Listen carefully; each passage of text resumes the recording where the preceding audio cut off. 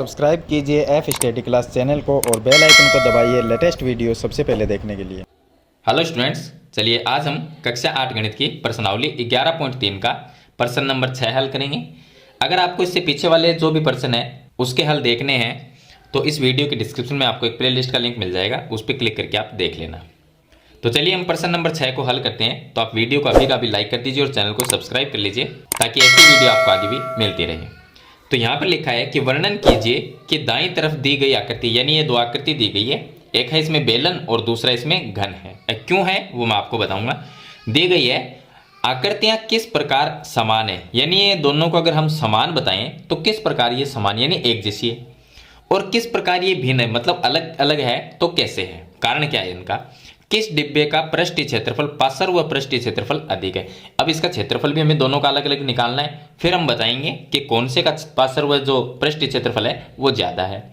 तो देखिए पहले तो हम बात करें कि दोनों में समानता क्या है, दोनों समान कैसे हैं।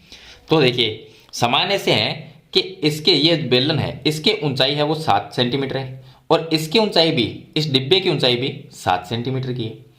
ये जो बेलन है इसका आधार 7 सेंटीमीटर है और ये घन है, ये आकृति है वो घन है, तो इसका जो आधार है ये नीचे का वो भी 7 सेंटीमीटर है।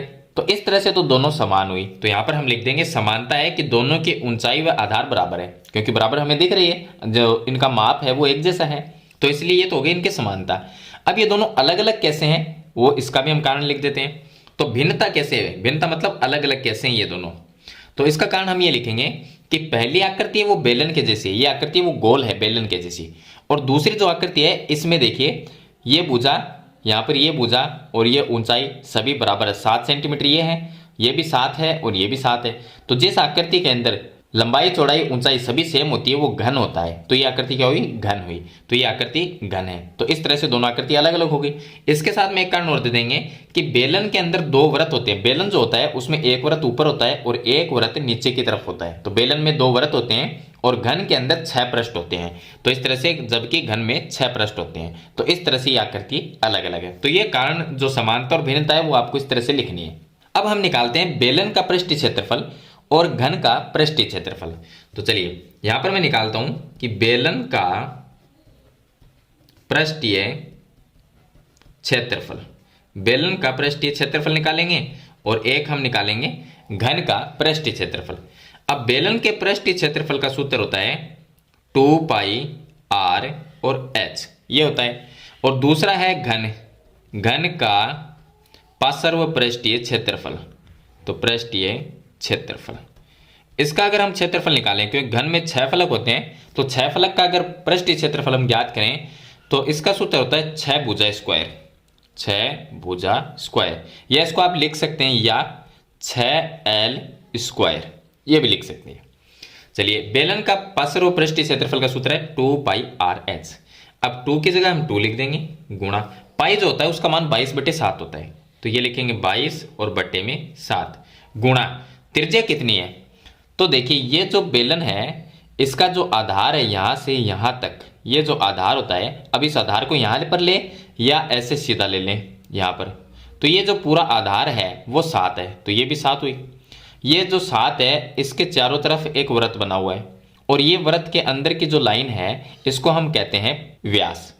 और जो त्रिज्या होती है r, यहां पर क्या है, r है त्रिज्या। तो इस बेलन की त्रिज्या कितनी होगी, इस जो ये व्यास है इसके आधी होगी। तो व्यास 7 सेंटीमीटर है तो त्रिज्या इसकी आधी हो जाएगी, यानी कि 7/2, 7 की आधी। तो इसकी त्रिज्या आ जाएगी 7/2, गुणा बेलन की, ये h का मतलब है ऊंचाई, बेलन की ऊंचाई है यहां से यहां तक 7 सेंटीमीटर, तो ये बेलन की ऊंचाई आ गई। चलिए इसको अगर हल करते हैं तो ये 7 से ये 7 कट जाएगा और 2 से ये 2 कट जाएगा। तो इसका जो उत्तर आएगा वो देखिए 22 को 7 से गुणा करेंगे तो 154 आते हैं, और सेंटीमीटर दिया गया तो सेंटीमीटर स्क्वायर, क्षेत्रफल स्क्वायर में आता है। तो यह तो आ जाएगा बेलन का पार्श्व पृष्ठीय क्षेत्रफल आ जाएगा 154 सेंटीमीटर स्क्वायर। अब निकालेंगे घन का पृष्ठीय क्षेत्रफल। तो इसका सूत्र होता है 6 भुजा स्क्वायर या 6l स्क्वायर लिख सकते हैं। हल करेंगे तो 6 की जगह 6 आ जाएगा और गुणा भुजा कितनी है, जो ये घन है इसकी भुजा कितनी है, इसकी भुजा कोई भी एक भुजा ले सकते हैं, सभी 7 सेंटीमीटर की है। तो एक भुजा कितनी है, 7 सेंटीमीटर। तो यहां पर लिखेंगे 7 और उसका कर देंगे स्क्वायर, क्योंकि भुजा स्क्वायर है। आगे हल करेंगे तो 6 की जगह 6 और गुणा 7 का स्क्वायर, मतलब 7 को 7 से गुणा करेंगे तो 49 आ जाएंगे, और 49 को हम 6 से गुणा करेंगे तो यह आ जाएगी 294। तो यहाँ पर लिख देंगे हम 294 सेंटीमीटर स्क्वायर, क्योंकि ये भी क्षेत्रफल है। अब इनमें से किसका क्षेत्रफल ज्यादा है? ये है 154 सेंटीमीटर स्क्वायर और ये है 294 सेंटीमीटर स्क्वायर। तो घन का जो क्षेत्रफल है वो ज्यादा है। तो यहाँ पर लिख देना है कि घन का पार्श्व पृष्ठीय क्षेत्रफल अधिक है या ज्यादा है, अधिक है। तो इस तरह से आपको ये जो प्रश्न नंबर 6 है इसको हल करना है। तो मेरे ख्याल से क्वेश्चन आपको समझ में आ गया होगा। फिर भी इसके बारे में कोई सवाल या सुझाव है तो कमेंट बॉक्स में लिखना ना भूलें, और वीडियो पसंद आए तो इसे लाइक और शेयर जरूर करना। इस चैनल पर नए हैं तो सब्सक्राइब करना। हम मिलते हैं एक नई वीडियो के साथ, तब तक के लिए थैंक यू।